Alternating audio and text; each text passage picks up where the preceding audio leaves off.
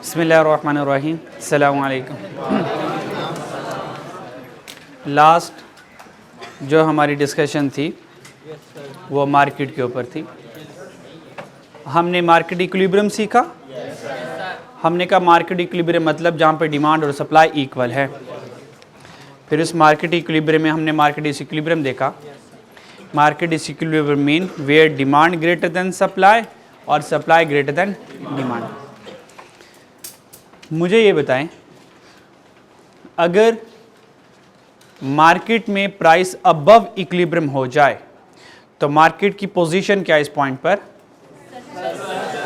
Surplus. Surplus का मतलब demand ज़्यादा या सप्लाई ज़्यादा? बहुत अच्छे। और अगर मार्केट बिलो इक्विलिब्रियम पर है, इक्विलिब्रियम से प्राइस बिलो है, shortage mean excess demand mean demand greater than supply. अच्छा जी, अगर मार्केट में प्राइसेस बिलो इक्विलिब्रियम हैं, यानी कि मार्केट इस वक्त शॉर्टेज वाली पोजीशन पर है, तो बताएं इक्विलिब्रियम पर जाने के लिए प्राइसेस इंक्रीज होंगी या डिक्रीज होंगी? इंक्रीज होंगी। बहुत अच्छे। और अगर मार्केट अबव इक्विलिब्रियम पर है प्राइस और सरप्लस वाली सिचुएशन पर है, मैं इक्विलिब्रियम पर आना चाहता हूं, ये सारा के सारा प्राइस मैकेनिज्म था। ये सारा के सारा मार्केट अगर डिसइक्विलिब्रियम पर होती है तो ऑटोमेटिकली इक्विलिब्रियम पर मूव कर जाती है। ठीक हो गया? Like a magnet. मैंने कहा था इक्विलिब्रियम प्राइस मैग्नेट की तरह। तो जैसे ही मार्केट किसी शॉर्टेज वाले सिनेरियो पर होगी, वो बेशक डिमांड एक्सेस हो, बेशक सप्लाई एक्सेस हो, तो ऑटोमेटिकली मार्केट वर्क करेगी और ऑटोमेटिकली इक्विलिब्रियम तक पहुंच जाएगी। मिसाल के तौर पर फॉर एग्जांपल कल बात कर रही थी, ग्राफिकली जरा दोबारा देख लेते हैं। एक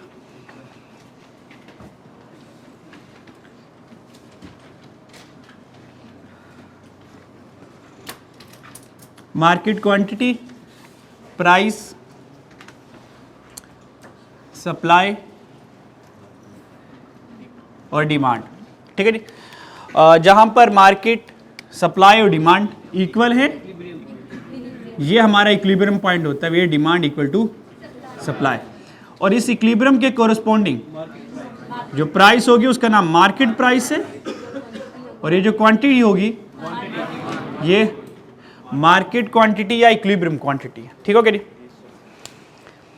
कोई एक केस मैं डिस्कस कर लेता हूं अगेन। बताएं, सरप्लस वाला केस डिस्कस कर लूं, ये शॉर्टेज वाला? जैसे आपके यहाँ सरप्लस का करते हैं, क्या ख्याल है? मुझे पता दिल दिल में सरप्लस सोच रहे होंगे, पर आप शर्म के बारे बोल ही रहे होंगे। हाँ, पर मैं सरप्लस वाला केस आपके साथ डिस्कस करता हूँ। शॉर्टेज वाला खुद कर लीजिएगा। ठीक है जी, दोनों आसान है। फिलहाल सरप्लस में देखें, अगर ये प्राइस अबव इक्विलिब्रियम पे चलेगी, फॉर इंस्टेंस ये है, ठीक है नी, आपको पता है इस प्राइस पे सप्लाई ज़्यादा हो गई, यानी कि इक्विलिब्रियम से आगे आ गई सप्लाई।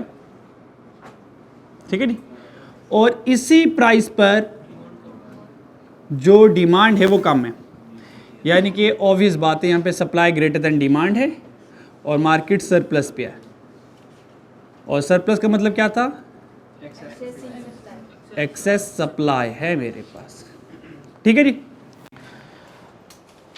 मार्केट अब ऑटोमेटिकली वर्क करेगी और दोबारा से हम इक्विलिब्रियम पर पहुंच जाएंगे। कैसे?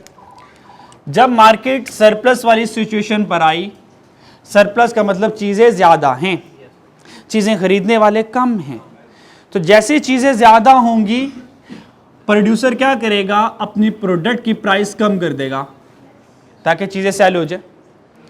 जैसे ही वो प्रोडक्ट की प्राइस कम करेगा, प्राइसेस देखें जो अबव गई हुई थी वो आहिस्ता आहिस्ता रिड्यूस होते होते इक्विलिब्रियम तक पहुंच गई। क्या प्राइस कम हो गई?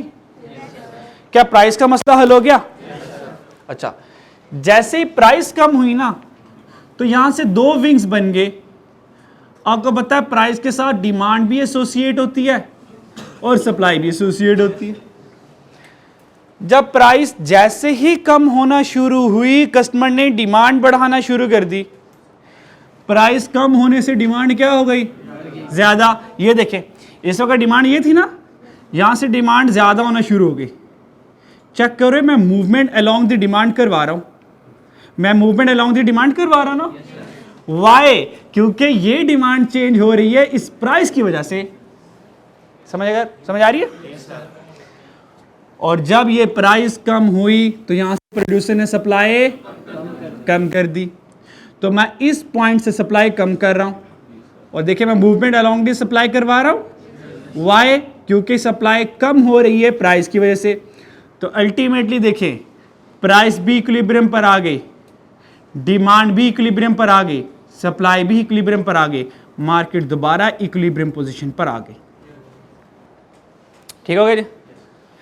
इसका मतलब जब भी मार्केट में डिसइक्विलिब्रियम आएगा वो हमेशा टेम्पररी आएगा।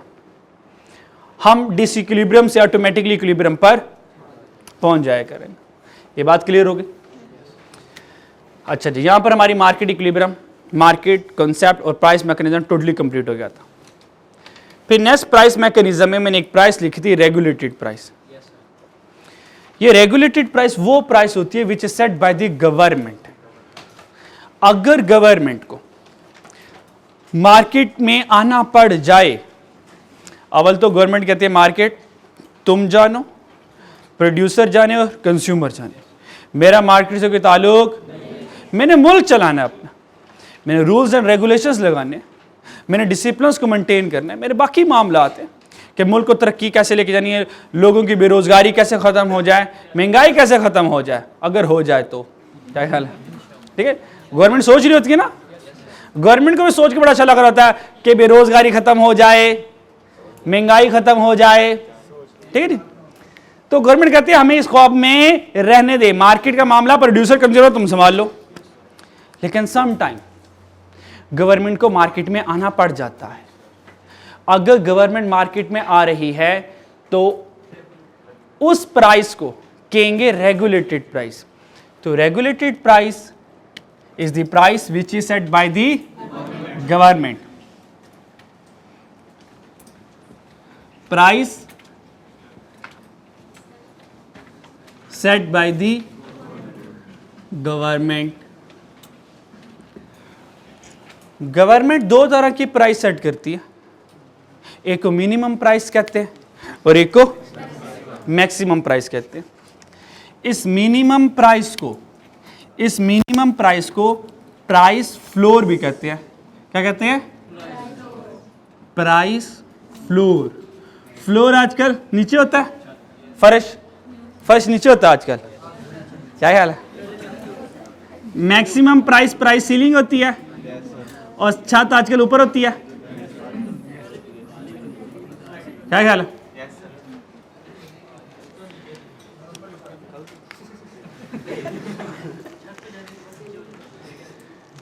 छत के ऊपर जाने के बाद भी बहुत ही नीचे चल जाते हैं हम। क्या ख्याल है? मिनिमम प्राइस को प्राइस फ्लोर कहते हैं और मैक्सिमम प्राइस को प्राइस सीलिंग कहते हैं। अच्छा जी, ये गवर्नमेंट मिनिमम प्राइस और मैक्सिमम प्राइस क्यों सेट करता है? गवर्नमेंट मिनिमम प्राइस सेट करता है टू प्रोटेक्ट प्रोड्यूसर। किसके लिए? To protect producer. और मैक्सिमम यानी कि प्राइस सीलिंग सेट करता है टू प्रोटेक्ट कंज्यूमर।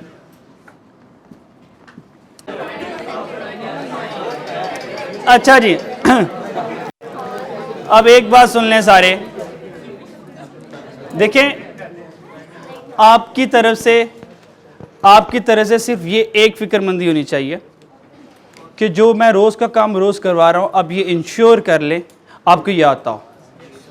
अगर आप डेली बेसिस पर जो मैं करवा रहा हूँ इसको इंश्योर कर लेते हैं तो आप 100% पास हो जाएंगे। सिलेबस को कंप्लीट करने वाली जिम्मेदारी और टेंशन मेरे पे रहने दें। आप हरगिज़ ये टेंशन ना लें हमारा सिलेबस कम कंप्लीट हो जाए। अब ये टेंशन ले करें जो सर ने मुझे समझाई ये बात, क्या मुझे इस बात समझ आ गई है? क्या घर जाके मैं इस बात को रिवाइज कर रहा हूँ? बस ये टेंशन लिया कर, बाकी सिलेबस की टेंशन नहीं लेनी है। अगर आपको ज़्यादा जल्दी होगी इंशाल्लाह ताला हम 2 दिन में सिलेबस कंप्लीट करवा लेंगे। क्या ख्याल है? वैसे वैसे होना को नहीं, मैंने अभी कह दिया। अच्छा आप लोग भी सीरियस हो गए, अब 2 दिन में होने। चलें जी नेक्स्ट चलते हैं। मिनिमम प्राइस हम प्रोड्यूसर को प्रोटेक्ट करने के लिए रखते हैं और मैक्सिमम प्राइस हम कंज्यूमर को प्रोटेक्ट करने के लिए रखते हैं। अब मैं आपके सामने एक प्राइस लाइन ड्रॉ करूंगा।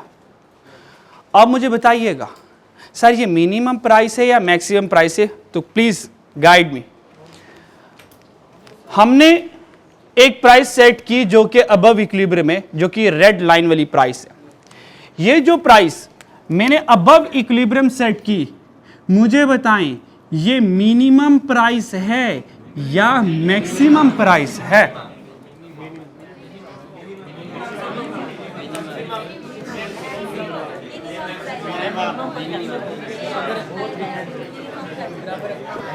जी मिनिमम और मैक्सिमम? मिनिमम यार, मिनिमम स्ट्रेंज नहीं है? मतलब ये मिनिमम वाली कैसी प्राइस होगी जो ऊपर जा रही है? मान लें मिसाल के तौर पर, फॉर इंस्टेंस अगर ये मार्केट प्राइस 100 है, क्या ये स्ट्रेंज नहीं होगा कि इससे ऊपर तो ऑब्वियस बात है 120 प्राइस होगी? क्या ये 120 प्राइस मिनिमम है? हाँ, नोट्स हमने चोरी कर ली बात।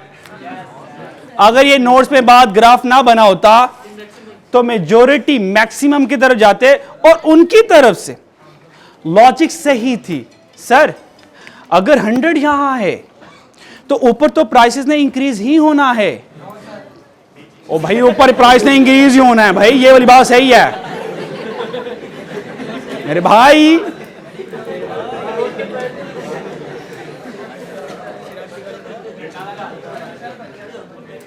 भाई आप तो मेरे भी कंसेप्ट हिलाएंगे, क्या ख्याल है भाई? 100 से ऊपर ना प्राइस इंक्रीज कर रही हैं, तो कॉमन सेंस ये है कि 100 से ऊपर अगर प्राइस इंक्रीज हो रही है, सर हम तो फिर मैक्सिमम की तरफ मूव कर रहे हैं। ये बात आप सही सोच रहे हो पर कंसेप्ट गलत पिक कर रहे हो। क्यों? क्योंकि कंसेप्ट के पास है ही कोई नहीं। क्या ख्याल है? तो आप अपने माइंड के अकॉर्डिंग जो सोच रहे हो बिल्कुल एक्यूरेट सोच रहे हो, आपको 100% सही सोच रहे हो, पर ये जो प्राइस जो आपको 120 नजर आ रही है, this is the minimum price, this is the minimum price. हां ये मैं बताऊंगा कैसे, ये आपको बताऊंगा एक कहानी से। हर एक कंसेप्ट के पीछे एक कहानी। हमारी कहानी एक दफा के जिक्र के बगैर स्टार्ट हुआ करेगी क्योंकि हमने ये रोज जिक्र करना है। ठीक है जी? अच्छा जी, कहानी मेरी तो मुझे बोलने दे, फिर अपनी कहानी सुनाएंगे तो मैं इधर बुला लूंगा आपको इंशाल्लाह। तो कहानी मेरी, you have to keep silence. कहानी ये है कि ये 120 मिनिमम क्यों है? हालांकि सर ये तो इक्विलिब्रियम से ऊपर वाली प्राइस है, इसको तो मैक्सिमम होना चाहिए। मिनिमम इस वजह से है, गवर्नमेंट मार्केट में इंटरफेयर करती है। गवर्नमेंट कहती है फार्मर देखो हमें इस बार प्रोडक्शन ज़्यादा करनी है ताकि जो चीज़ें हैं हम घर की भी ज़रूरत पूरी कर सकें, घर की भी डिमांड पूरी कर सकें और हम एक्सपोर्ट भी कर सकें। इस बार इंशाल्लाह हम ज़्यादा मेहनत करेंगे एग्रीकल्चर सेक्टर पर, इंडस्ट्री सेक्टर पर। तो फिलहाल हम फार्मर को फोकस कर रहे हैं। तो फार्मर ने कहा वाई, मैं क्यों इतनी ज़्यादा मेहनत करूँ, मुझे क्या फ़ायदा इसका? तो गवर्नमेंट ने कहा ठीक है फार्मर, बात तो तुम्हारी सही है कि तुम हमारे कहने पर क्यों मेहनत ज़्यादा करोगे, क्योंकि तुम ज़्यादा मेहनत करोगे, ज़्यादा अच्छी फसल होगी, हम एक्सपोर्ट करेंगे, डॉलर तो हमें मिलेंगे, फ़ायदा तो हमें मिलेगा, तुम्हें क्या फ़ायदा मिलेगा? तो गवर्नमेंट ने कहा देखो इस प्लान में तुम भी शामिल हो, तुम्हें भी फ़ायदा होगा। मुझे ये बताओ फार्मर, तुमने क्या एक्सपेक्ट किया हुआ है जब तुम्हारी फसल हार्वेस्ट जो है वो कंप्लीट होगी और जब तुम फसल मार्केट में बेचने के लिए जाओगे तुम्हें क्या रेट मिलेगा? फार्मर ने कहा मुझे मार्केट रेट 100 मिलेगा। तो गवर्नमेंट ने कहा 100 चाहिए, 100 रुपीज मार्केट में बेचने जा रहे हो ना? गवर्नमेंट ने कहा आज मुझसे वादा कर लो, आज मुझसे कॉन्ट्रैक्ट कर लो, आज मुझसे एग्रीमेंट कर लो, मैं तुमसे यही मार्केट वाली चीज कम से कम मिनिमम 120 रुपए की खरीदूंगा। अब बताएं गवर्नमेंट के अल्फाज क्या हैं? मैं तुम्हें मैक्सिमम 120 दूंगा या कम से कम 120 दूंगा? हाँ, कल को अगर मार्केट प्राइस ज्यादा हो जाए तो तुम्हें 120 कम से कम मिलने हो सकता है उस वक्त हम आपको 130 भी दे दें, 125 भी दे दें, लेकिन 118 नहीं देंगे। और फार्मर सिक्योर हो गया, क्या प्रोड्यूसर प्रोटेक्ट हो गया? अब वो मेहनत करेगा, वो फसल को ज्यादा करने की कोशिश करेगा। अल्टीमेटली फसल ज्यादा हो गई तो हमारी घर की जरूरत भी पूरी हो जाएगी और रिमेनिंग जो फसल होगी, जो सप्लाई होगी, वो हम एक्सपोर्ट करेंगे। प्रोड्यूसर को भी फायदा हो गया और गवर्नमेंट ने जो बाहर एक्सपोर्ट की, गवर्नमेंट को भी बाहर से एक्सपोर्ट रेवेन्यू आ गया। क्या ये मिनिमम प्राइस जस्टिफाइड हुआ? अच्छा, अगर प्राइस अबव इक्विलिब्रियम लेवल है, यहां से 4 एमसीक्यूज इकट्ठे हो गए। Price above equilibrium, supply greater than demand होती है, यहां पे सरप्लस होता है, यहां पे एक्सेस सप्लाई होती है और ये मिनिमम प्राइस भी होती है। सही हो गया जी? चलें जी, इसके रिवर्स में आए। फिर अगर प्राइस बिलो इक्विलिब्रियम लेवल आ जाए, अगर ये प्राइस आ जाए तो अगर ये मिनिमम, तो ऑब्वियस बात है फिर ये मैक्सिमम प्राइस नहीं होगी। बात क्लियर हो गई? इसके बारे में जानना तो नहीं है?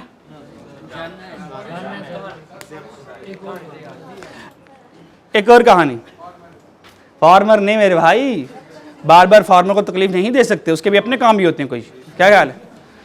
इस बार वापडा को तकलीफ देंगे। ये प्राइस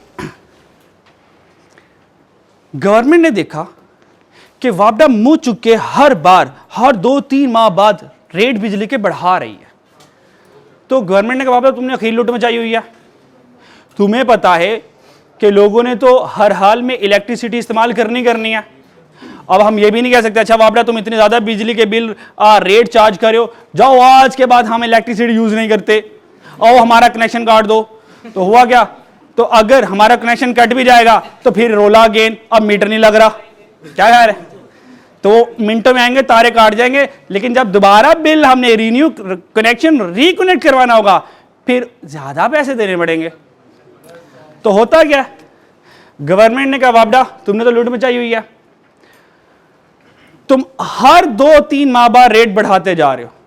तो गवर्नमेंट मार्केट में इंटरवीन किया और एक प्राइस तय कर दी और वापडा को वार्न कर दिया, वापडा आज के बाद तुमने, मिसाल के तौर पर नहीं 12 रुपए कर देते ना, कुछ 10 रुपए कर देते, चलो आज चलो 11 कर देते हैं।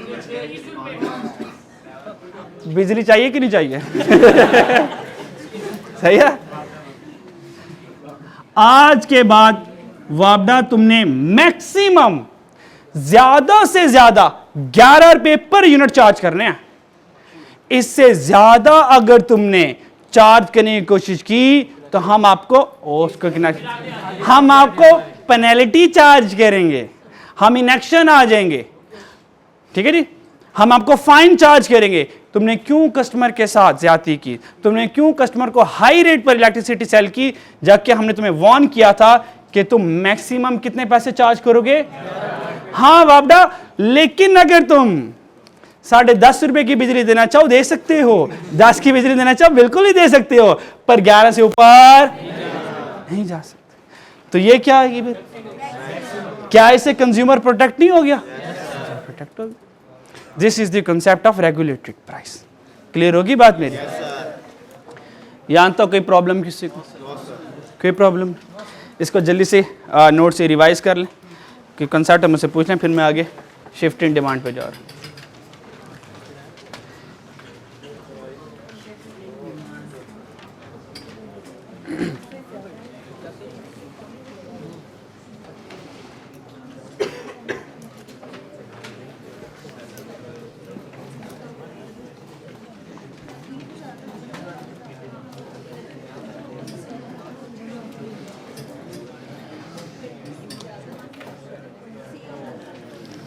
मुझे एक बात बताएं, अब झूठ नहीं बोलना आप लोगों ने, सही है जी? देखें, डॉक्टर से झूठ बोलेंगे तो मारे जाएंगे, लॉयर से वकील से झूठ बोलेंगे तो मारे जाएंगे। वकील को सारी असलियत बताएगा तो तेरा जुर्म बचाएगा ना, नालायक। उससे वकील से झूठ बोल दे तो वकील कैसे बचाएगा? कोई हाल नहीं। वो हाँ झूठ वकील बोले। वो इसके ऊपर एक बात है कि एक आप जैसा भाई था, नहीं तू ही था, उसकी तरह इशारा क्यों कर रहा है? वो आप जैसा थोड़ी है। तो आप जैसा एक भाई था, उसने ना एक वकील हायर किया कि वकील वाले भाई प्लीज मुझे बचा लें आप, और आपने बेहतरीन झूठ बोलना है और आपने ये साबित करना है कि मैंने कोई जुर्म नहीं किया। वकील लगा कोई मसला ही नहीं है, क्या ख्याल है? तो अब अदालत लगी तो वकील भी सियाना था, तो वकील ने कहा जज साहब के पास, जज साहब आए और वकील ने कहा, जज साहब ने कहा हाँ भाई वकील अपना मुकदमा सुनाओ मुझे, क्या मसला है? तो वकील ने कहा कि जज साहब मेरा जो बंदा है, मेरा जो क्लाइंट है वो बिल्कुल मासूम है, अगर आपको इसकी मासूमियत पर शक है और आपको सबूत चाहिए, एविडेंस चाहिए, तो आपके सामने मैंने किताब रखी है, इस किताब के सफ़ा नंबर 200 पे जाएं तो वहाँ पे सबूत पड़े हुए हैं, ठीक है जी। तो जज साहब ने सफ़ा नंबर 200 ओपन किया तो जज साहब को 5-5 हज़ार वाले 6 नोट नजर आए, ठीक है जी। तो जज साहब ने कहा भाई सबूत तो ठीक है पर ये सबूत अभी कमजोर हैं, अगर इस जैसे कोई 2 को सबूत और मिल जाए ठीक है, तो उम्मीद है कि आपका क्लाइंट वाकई मासूम होगा, ठीक है, सही है मेरे भाई। अच्छा तो मेरे भाई सच बोलना है। हाँ अब मुझे ये बताएं, डेली बेसिस पर घर जाकर 1 घंटा इकोनॉमिक्स कौन पढ़ता है? 1 घंटा,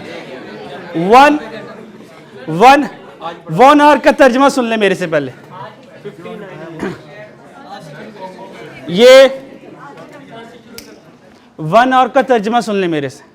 1 आवर का तर्जमा ये है, हो सकता है एक बच्चे को कॉन्सेप्ट आसान लगे और वो 20 मिनट में कॉन्सेप्ट वाइंड अप करके कि ठीक है यार I have done my work, ये 1 आवर की कैटेगरी में नहीं आया।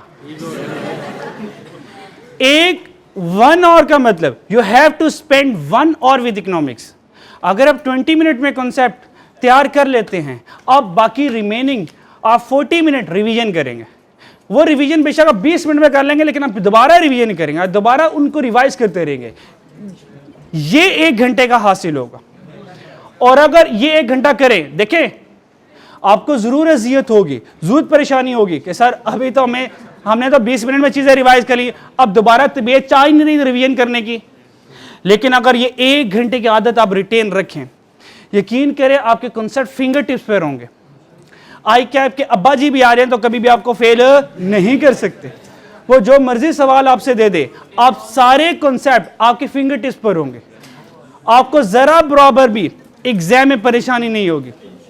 मसला ये है स्पेशली थ्योरी में, मुझे ये बताएं क्या कभी हमें से किसी को 5 का टेबल भूला है? 10 का? मतलब जितने भी स्टूडेंट्स बैठे हैं, अगर मैं किसी से पूछूं भाई आपने 10 का टेबल सुनाए, हो क्या सर ऐसे कैसे आप कह सकते हैं, मेरे से ऐसे कैसे जुल्म कर सकते हैं, बंदा रिवीजन का टाइम ही दे देता है। मतलब इतनी भी कोई सरप्राइज टेस्ट अच्छी बात नहीं होती, क्या ख्याल है? सारे एक बार रिवीजन करें दे इंशाल्लाह, फिर मैं सुना दूंगा। आपको जरूरत नहीं है, क्योंकि 10 का टेबल हमारी जिंदगी में बहुत बार रिपीट हो रहा होता है। बाइंग एंड सेलिंग में हमारी कैलकुलेशन चल रही होती है, तो कैलकुलेशन में प्रॉब्लम नहीं आती। इसी तरह अगर मैं आपसे पूछूं, जब हम 2 क्लास में हुआ करते थे और हमने साइंस का चैप्टर नंबर 2 पढ़ा था, बता सकते हो उसका नाम? नहीं आता किसी को भी। क्यों? क्योंकि अच्छा 2 क्लास में ना साइंस सारे ही पढ़ते हैं तकरीबन, तो ठीक है। अगर हाँ एनवायरमेंट सही कह रहा, नहीं मुझे क्या पता, मुझे खुद को याद नहीं है, मुझसे पूछ रहा सही है। इसका मतलब जो चीज हम एक दो बार पढ़ते हैं उसको परमानेंट रिवाइज नहीं करते, वो भूल जाएगी। देखें, अभी हम कॉन्सेप्ट थोड़े थोड़े पढ़ रहे हैं, रोज के रोज कम पढ़ रहे हैं। अगर आप डेली बेसिस पर इसको रिवाइज नहीं करोगे, एट द एंड जब 2, 3, 4, 5 चैप्टर पढ़ेंगे, पीछे से चीजें भूलना शुरू हो जाएंगे आप। लेकिन अगर ये 1 आवर वाली हैबिट को रिटेन करेंगे ना, 1 घंटे इकोनॉमिक्स पढ़नी है, अब उस 1 घंटे को पूरा करने के लिए अब ना चाहते हुए भी रिवीजन कर लोगे। हो सकता है अगले कॉन्सेप्ट आप हाफ आवर में तैयार करें, हाफ आवर बच गया, आपने कहा यार हाफ आवर तो मुझे पूरा करना है और वो भी इकोनॉमिक्स पढ़नी है। अब क्या करोगे, आप कहें सर ने तो आगे कुछ नहीं पढ़ाया ही नहीं है। आप क्या करते हैं, चलो let's revise the previous topics. जब आप प्रीवियस टॉपिक्स को रिवाइज करेंगे, आप देखेंगे आपके कॉन्सेप्ट्स कितने रिफाइन होते हैं, आपकी लॉजिक्स कितनी क्लियर होती। कोई भी चीज ना मुश्किल नहीं होती अगर आप अपने माइंड को समझा लो। साइकोलॉजिस्ट कहते हैं कि माइंड, जो ब्रेन है, अल्लाह रब्बुल इज्जत ने इसने बहुत ज्यादा पावर रखी हुई है, बहुत ज्यादा पावर रखी हुई है। मिसाल के तौर पर वो कहते हैं कि अगर एक बंदा आइसोलेटेड है और फुल कंसंट्रेशन से किसी रॉड को देखता रहे और ये सोचता रहे गर्म हो रहा है, हॉट हो रहा है, और ये सोचता रहे कोई डिस्टर्बेंस ना हो, आफ्टर 25 to 30 मिनट जब वो टच करेगा, देयर हैंड विल बर्न, उसके हाथ जल जाएंगे, क्योंकि माइंड जिस चीज को सोच रहा होता है वो वैसा होना शुरू हो जाता है। इसके एग्जाम्पल है, एक बंदा था, वो जेल एस्केपर था, उसको किसी भी जेल में लाया जाता था, वो जेल तोड़ दिया करता था। उसका दावा था कि कोई भी जेल मेरे लिए जेल नहीं है, कोई भी कैद मेरे लिए कैद नहीं है, तो मेरे लिए वहां से एस्केप होने की बड़ी बात नहीं है। एक जेलर ने कहा ठीक है भाई आ जाओ, हमारी जेल बड़ी सिक्योर है, उम्मीद है आप हमारी जेल से भाग नहीं सकते। तो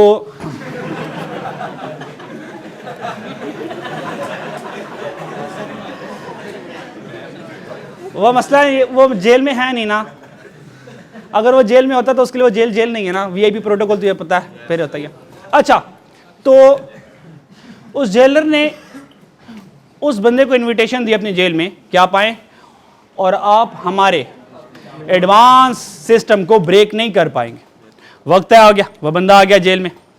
तो जैसे ही बस उसका टास्क ये था, उसने उस रूम से बाहर आना, बस यहाँ तक था, तो उस रूम से बाहर आ जाए। जैसे इस बंदे को रूम में बंद किया गया, द डोर वॉज क्लोज्ड, वो बंदा रिलैक्स हो गया कि ठीक है भाई अब तो मैं यहाँ से इंशाल्लाह कोई 2, 3, 4, 5 मिनट बाद बाहर आ ही जाऊँगा, क्योंकि मेरा एक्सपीरियंस ही बहुत ज़्यादा ताले तोड़ने में, ठीक है जी। तो उसने क्या किया, उसने अपनी बेल्ट में से एक आयरन रॉड निकाला और आयरन रॉड से वो लॉक ओपन करना शुरू हुआ।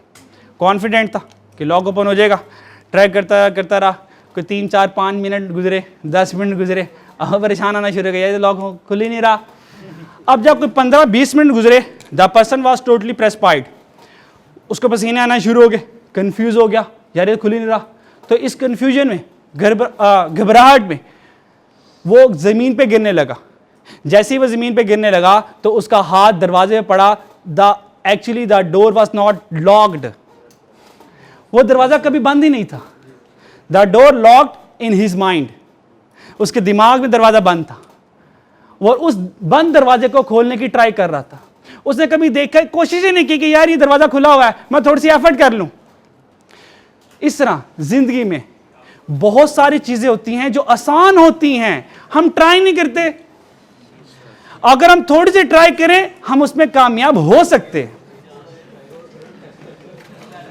बहुत सारी चीजें, कॉन्सेप्ट्स आसान होते, अगर हम थोड़ी सी एफर्ट करें, हम चीजों को देखकर पहले ही माइंड में एक कंक्लूजन ड्रॉ कर लेते हैं, भाई ये मुझसे नहीं हो पाएगा। दिमाग कहता है मैं भी तो ये कह रहा था हम दोनों से नहीं हो पाएगा, लेट्स प्ले पबजी। ठीक है जी।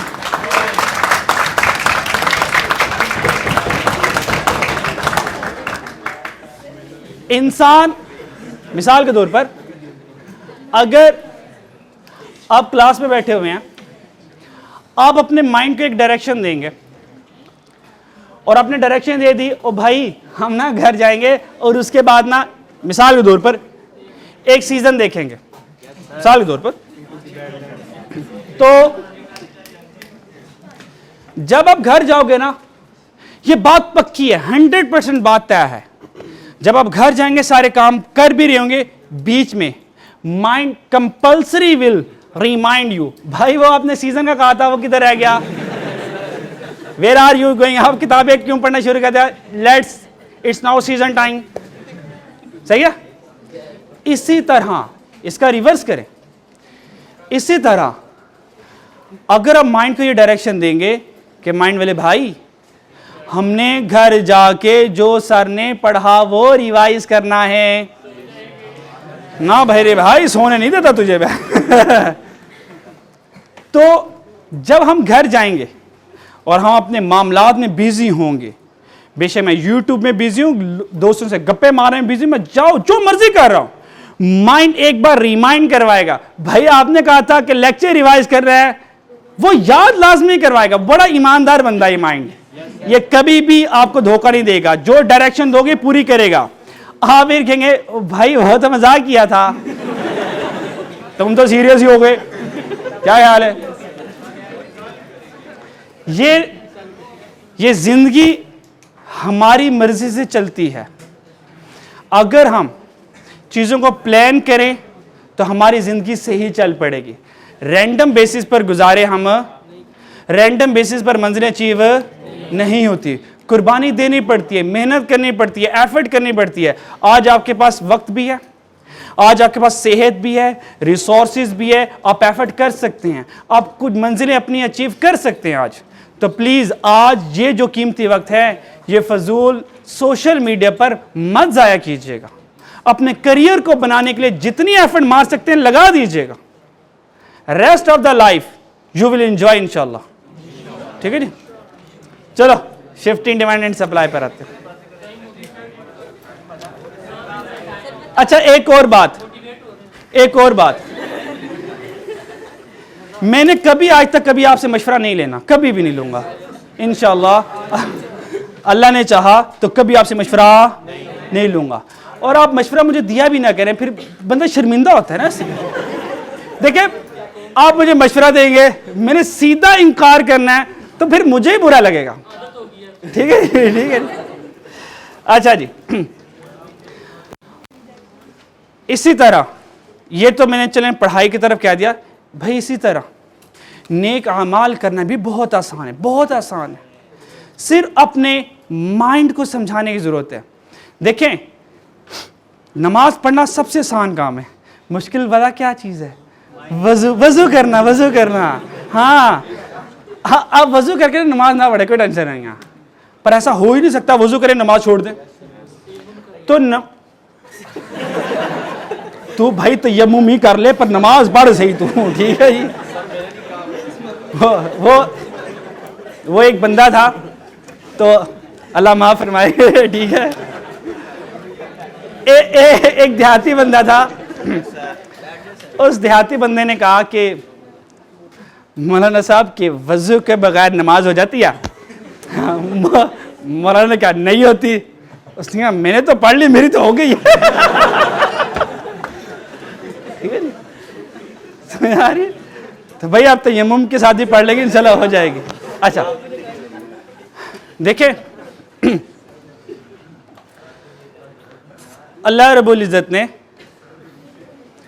पूरी दुनिया, पूरी कायनात बनाई इंसानों की खिदमत के लिए, भलाई के लिए, वेलफेयर के लिए, और इंसानों को बनाया अपने लिए, इंसानों को बनाया अपनी इबादत के लिए। अल्लाह ताला कुरान पे फरमाते हैं, आऊज़ु बिल्लाहि मिनश शैतानिर रजीम, वमा खलक़तुल जिन्ना वल इंसा इल्ला लियअबुदून। हमने इंसान और जिन को महज अपनी इबादत के लिए पैदा किया। जिस रब ने इंसानों को बनाया, मकसद भी उसने बनाया, मकसद भी उसने बताया। अल्लज़ी खलक़ल मौता, हमने मौत क्यों बनाई, वल हयाता, ज़िंदगी क्यों बनाई, लियब्लुवकुम अय्युकुम अहसनु अमला, ताकि हम ये देख सकें तुम में से नेक अमाल करके कौन आ रहा है। देखें दुनिया से बड़े बड़े बादशाह भी गुजर गए, प्राडो में, पोर्शे में, ऑडी में फिरने वाले भी मर गए, और एक गरीब भी मर गया, लेकिन अल्लाह रब्बुल इज़्ज़त के नज़दीक वो बंदा कीमती होगा जो तक़वे में सबसे ज़्यादा होगा। जो हलाल रिस्क कमाने के लिए इसने एफर्ट की होगी। हमसे हरगिज़ पूछा जाएगा, फरमाया कि ये जो जवानी का वक्त होता है और ये जवानी की इबादत होती हैं, ये अल्लाह रब्बुल इज़्ज़त को सबसे ज़्यादा पसंद है। क्यों? इस जवानी में अल्लाह ने इंसान को सारे इख्तियारात दिए होते हैं, वो गुनाह भी कर सकता है, उसके अंदर ताकत भी है, पर जो जवानी में अल्लाह की तरफ जाता है, यानी कि जवानी में इबादत की तरफ जाता है, फरमाया कि जो जवानी की इबादत हैं ये अंबिया अलैहिस्सलाम का पेशा, ये अंबिया अलैहिस्सलाम का शेव है। अंबिया अलैहिस्सलाम जवानी में इबादत किया करते थे, तो जवानी में जो अल्लाह की तरफ निकलेगा वो अल्लाह को ज़्यादा महबूब होगा। और देखें, कोई लंबी चौड़ी कोई काम करने की ज़रूरत नहीं है, सिर्फ दो चीज़ों के ऊपर काम कर लें, एक इस्तग़फ़ार के ऊपर और दूसरा नमाज़ों के ऊपर। सिर्फ दो चीज़ें। नमाजें कोशिश करें सारी पढ़ ली, नहीं तो कम से कम एक नमाज से, जो नमाज नहीं पढ़ रहा कम से कम एक नमाज से स्टार्ट ले ले। सबसे आसान नमाज मगरिब की नमाज होती है, और मगरिब का वक्त भी ऐसा होता है, हर तरफ आवाज़ चल रही होती है, भाई मगरिब का वक्त हो गया, दिन ढल रहा है, तो आप मगरिब के सिर्फ 3 फ़र्ज़ पढ़ लें। फिलहाल अभी सुनते भी ना पढ़ें, कम से कम अल्लाह के करीब तो हों, कोई ताल्लुक़ तो बनाए, तो कम से कम एक नमाज स्टार्ट कर ले, फिर अल्लाह से बाकी नमाजों के बारे में मांगते रहे। अगर हम नेक अमाल में नहीं आएंगे तो हमारे दुनिया में रहने का कोई मकसद नहीं है। क्यों? क्योंकि रिस्क का वादा अल्लाह रब्बुल इज़्ज़त के साथ है। मैं रिस्क की तलाश में हूँ जो मुझे मिल जाना है, पर उसकी अपॉर्चुनिटी कॉस्ट क्या है, उससे कुर्बानियाँ दे रहा हूँ, नेक अमाल को कुर्बान करता जा रहा हूँ। तो भाई कोशिश क्या करें कि जब हमारी ज़िंदगी के मामला जो चल भी रहे हों, साथ साथ भाई नमाजें भी चलती रहे। अगर सारी अल्लाह तौफीक देते हैं, वेल एंड गुड, बहुत अच्छी बात है। अगर नहीं दे रहे तो कम से कम एक आधी नमाज से स्टार्ट तो कर सकते हैं। इसके ऊपर एक वाक़या भी है, बस इसके बाद कंक्लूड करते हैं। एक अल्लाह वाले थे, फजर की नमाज के लिए जा रहे थे, बारिश थी, कीचड़ था, स्लिप डाउन हुए, गिर गए, कपड़े ख़राब हो गए। उन्होंने हिम्मत की, अज़म किया कि दोबारा चेंज करके दोबारा नमाज के लिए जाता हूँ। चेंज किया, दोबारा नमाज के लिए निकले, घर से निकले, दोबारा स्लीप हुए, दोबारा गिर गए। तो उनका नहीं, मैं दोबारा हिम्मत करूँगा, दोबारा जाऊँगा। जब तीसरी बार चेंज करके दोबारा बाहर निकले तो देखते हैं एक बंदा रोशनी लेके खड़ा हुआ। उसने कहा, हज़रत आप आए, आपको मैं रास्ता दिखाता हूँ, ज़रा मस्जिद तक छोड़ कर आता हूँ। तो मस्जिद तक उनको छोड़ दिया, हज़रत ने नमाज़ पढ़ी, वापस आए, वो बंदा वहीं खड़ा हुआ। उसने कहा, भाई आप इतने नेक बंदे थे, आप क्यों नहीं अंदर आए, आपने क्यों नहीं नमाज़ पढ़ी, आपने तो मुझे तो नमाज तक पहुँचा दिया। उसने कहा, असल में मैं शैतान हूँ। उसने कहा, कि शैतान है तो तेरा काम था मुझे तीसरी बार भी कराता, तूने मुझे रास्ता क्यों दिखाया। उसने कहा, जब अपने पहली मरतबा आप गिरे और आपने हिम्मत की, इरादा किया, तो अल्लाह रब्बुल इज़्ज़त ने इस इरादे पर, इस हिम्मत पर, इस एफर्ट पर आपके गुनाह माफ़ फरमा दिए। जब आप दोबारा स्लिप डाउन हुए और उस वक्त दोबारा आपने नीयत की, अल्लाह रब्बुल इज़्ज़त ने दोबारा इस नीयत और इस जज्बे के तहत आपके सारे ख़ानदान के गुनाह माफ़ फरमा दिए। मुझे डर था तीसरी बार अगर आप गिरते और दोबारा हिम्मत करते तो सारी कायनात के गुनाह माफ़ हो रहे थे, मेरी तो सारी इन्वेस्टमेंट डूब जाती करोड़ों की, मैं तो बैठे बैठे बैंकरप्ट हो जाता। तो मैंने कहा, भाई एक बंदा अगर जन्नत में चल जाए कोई टेंशन नहीं है, बाकी तो मेरी बड़ी उम्मत पे इन्वेस्टमेंट की हुई है, उनके मैंने वक्त लगाया। तो देखें, अगर हम थोड़ी सी हिम्मत करेंगे ना, अल्लाह बड़े हमसे राज़ी हो जाएंगे। फरमाया कि गुनाह के काम में लज्जत मुख्तसर सी है, गुनाह के काम में लज्जत चंद मिनटों की है, पर गुनाह हमेशा हमेशा के लिए। नेकी के कामों में एफर्ट थोड़ी सी है, पर अजर हमेशा हमेशा के लिए। ठीक है जी, तो थोड़ी सी हिम्मत कर लीजिएगा। जहाँ हमारी ज़िंदगी में इतने स्टडी के लिए हम एफर्ट करते हैं, तो थोड़ी सी हम नमाज़ों की भी एफर्ट कर लेंगे। और आखिरी बात, अल्लाह को हमारी नमाजें नहीं चाहिए, अल्लाह को हमारे इस्तग़फ़ार नहीं चाहिए। ये जो हम नमाज़ें पढ़ रहे हैं, इस्तग़फ़ार पढ़ रहे हैं, इसमें हमारा ही फ़ायदा है, हमारा ही फ़ायदा है। बस और एक दो एडवाइस मेरी तरफ से, ये दो काम ज़िंदगी में परमानेंट बेसिस पर अपनी ज़िंदगी में लें, एक शुक्र और एक इस्तग़फ़ार। अल्लाह फरमाते हैं, ला इन शकरतुम लअज़ीदन्नकुम, जो मेरा जितना शुक्र अदा करता है हम उसकी नेमतें बढ़ा देते हैं। और अस्तग़फ़िरुल्लाह के ऊपर अल्लाह के अजीब वादे हैं। ये कुरान पाक की आयत का मफ़हूम भी है और इसी मुबारका में भी है कि जो शख्स इस्तग़फ़ार की कसरत करता है, अल्लाह उसके काम में आसानी पैदा फरमा देते हैं। अल्लाह उसके रिस्क में फरावानी अता फरमा देते हैं, अल्लाह उसके कामों में आसानी पैदा कर देते हैं। इस वक्त हमारे लिए कामों में आसानी क्या है? हमारे सब्जेक्ट तैयार हो जाए, मेरा इकनॉमिक्स तैयार हो जाए, मेरी अकाउंटिंग, मेरी QM तैयार हो जाए, इसमें मुझे आसानी मिल जाए। तो इसके लिए एक काम हर एक बच्चे ने लाजमी करना, लाजमी।